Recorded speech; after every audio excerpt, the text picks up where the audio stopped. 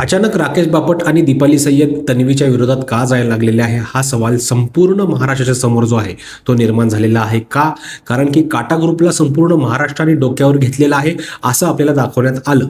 पण आता शेवटचा आठवडा राहिला असल्यामुळे इथे काय झालेलं आहे, एक तर घरामध्ये सदस्य कमी आहेत आणि एकमेकांसोबतच बोलण्याशिवाय त्यांना काही पर्याय नाहीये आणि बिग बॉसने देखील असे काही गेम जे आहेत ते तिकडे टाकले. त्यामुळे काटा ग्रुप जो आहे तो आता एकमेकांच्या विरोधातच तिकडे उभा राहायला सुरुवात झालेली आहे.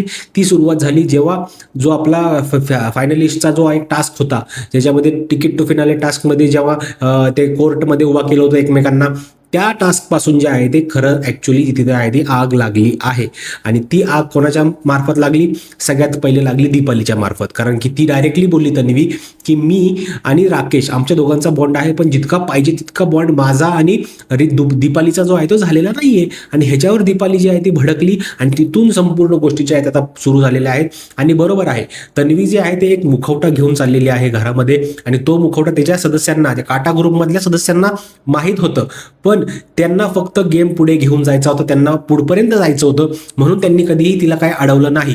पण आता असा विषय झालेला आहे, शेवटचे काही दिवस राहिलेले आहेत, त्यांच्या मनामध्ये तन्वीबद्दल ज्या काही गोष्टी आहेत त्या हळूहळू आता समोर यायला लागलेल्या आहेत आणि त्या योग्य आहेत. आणि तन्वी जी आहे ती तिच्याच गेममध्ये जे आहे ती अडकलेली आहे. त्याच्यामुळे ती रडते, ती म्हणते की 90 दिवस माझे खूप चांगले गेले, पण शेवटचे हे जे काही 10 दिवस आहेत हे माझे नीट चाललेले नाहीये, खूप अवघड चाललेले आहेत. तर असा काही विषय नाहीये, स्वतःच्याच गेममध्ये जी आहे ती अडकलेली आहे. त्यामुळे या संपूर्ण गोष्टी ज्या आहेत त्या झालेल्या आहेत. बाकी तुमचं या गोष्टीवर काय मत आहे ना, नक्की मला कमेंट करून सांगा, कारण की तुमचं मत खूप महत्त्वाचं आहे.